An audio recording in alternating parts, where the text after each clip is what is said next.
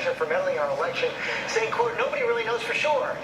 And in minutes, the president said to give what the White House is calling a major speech at the memorial of the Warsaw Uprising against Nazi Germany during World War II. All this ahead of the G20 summit in Germany tomorrow, where the North Korean nuclear threat will be high on the agenda. And of course, the president will sit down for his first face-to-face meeting with Vladimir Putin. ABC senior White House correspondent Cecilia Vega in Warsaw with the president. She starts us off. Good morning, Cecilia. Hey, George, good morning to you. The speech here starts in just a few minutes, and that we're told that it will be a major speech to address U.S.-European relations. And the theme for President Trump today, we're told, is going to be a defense of Western civilizations. But, George, I can tell you many here in this country are hoping to hear the president take a firm stand today against Vladimir Putin. This morning, President Trump in Poland asked point blank if once and for all he will concede that Russia interfered in the U.S. election. And once again, the president hedged on his answer. Well, I think it was Russia, and I think it could have been other people in other countries. Could have been a lot of people interfered, and I won't be specific, but I think a lot of people interfere. I think it's been happening for a long time. It's been happening for many, many years. And not just once. He went on to compare the intelligence on Russia's hacking to the reports of weapons of mass destruction in the lead up to the Iraq War. Nobody really knows. Nobody really knows for sure. I remember when I was sitting back listening about Iraq, weapons of mass destruction, how everybody was 100% sure that Iraq had weapons of mass destruction. Guess what? That led to one big mess. They were wrong, and it led to a mess. So, it was Russia, and I think it was probably others also. U.S. intelligence agencies, however, have not hedged, concluding that Russia meddled in the 2016 election with the hopes of giving President Trump a boost. And today, President Trump again turned the attack on his predecessor. He did nothing about it. Why did he do nothing about it? He was told it was Russia by the CIA, as I understand it. It was well reported.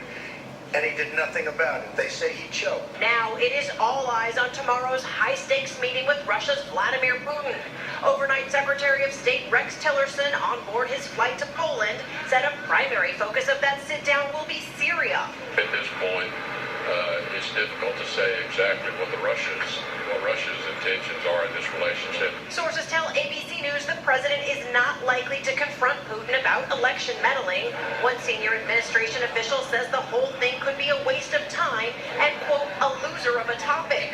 But President Trump has been preparing. His national security team prepping briefing books about U.S.-Russia relations, even though the president notoriously hates them and prefers charts and graphs instead.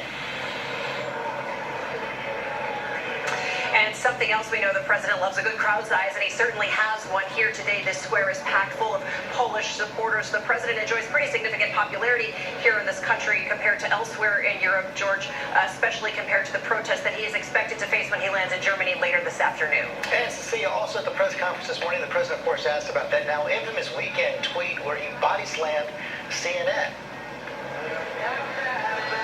Yeah, that's that CNN tweet that drew fierce backlash. He said that he seemed to say that CNN took that tweet too seriously, and then he went on to bash the network, George. And of course, he did this while standing alongside the Polish president, who himself has cracked down on press freedoms right here in this country, George. Yeah, they were echoing each other there. Okay, Cecilia, thanks very much, Amy.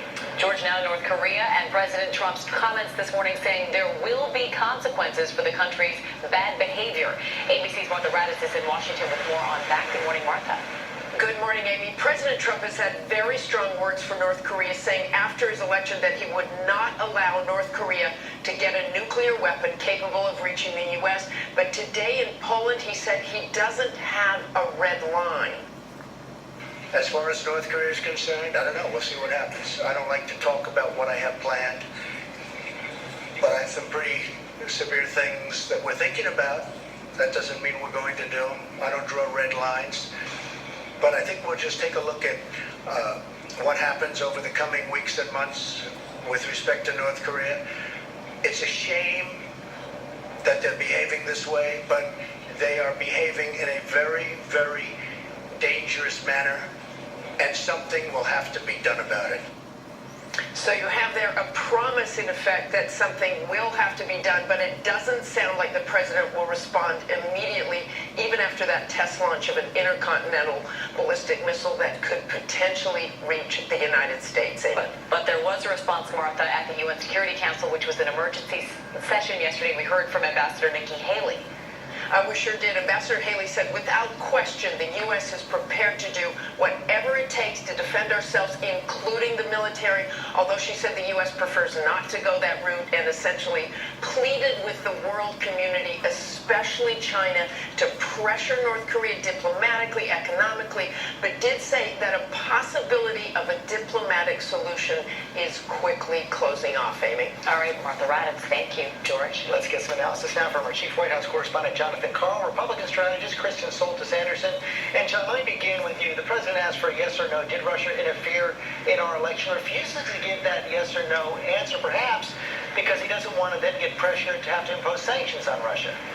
Yeah, and it's striking, George, that the president's response to that question has changed almost not at all since during the campaign. You remember during the debate way back in September when he talked about how it could have been a 400-pound guy sitting on his bed. During that debate, he also said it could have been Russia, it could have been China, and now his answer essentially the same. Really, not only is it a question of sanctions, the president also doesn't want to acknowledge anything that could any way raise questions about the legitimacy of his election victory. I think that's right. And Kristen, the president happy to keep up this feud with CNN. He loves nothing more than to sort of paint himself as the victim, talk about how the media is not fair to him, and he finds that there are lots of his own voters who tend to agree with him. Republicans overwhelmingly trust President Trump more than they trust mainstream outlets like CNN. And so for him, he kind of enjoys it. But at the same time, a lot of his voters would prefer that he focus on the issues he was elected on. That if he's a driver who's supposed to be driving America to a great new destination, tweeting while driving can be dangerous and it's a distraction. And I think that's how some of his voters view it. Right. They don't take it so seriously, but they prefer that he stick to the issues. It's more about the opportunity costs right there. And John, the president is set to give what they are calling, as we said, this major speech in Warsaw today. And he's trying to really reach for history here, but this is unlikely to echo another famous speech in Germany, President Ronald Reagan's tear down that wall speech. Yeah, what's interesting here is he is reaching out to the nationalist movement that you've seen certainly in Poland, reflected in the government in Poland, but throughout Europe. But one thing about this is the Poles, their biggest concern, including this nationalist government, is Russian aggression. And unclear that is a topic that the president at this point is willing to take head on. Of course, just today ahead of that meeting with Vladimir Putin, John Karl, Kristen Soltis Anderson. Thanks very much.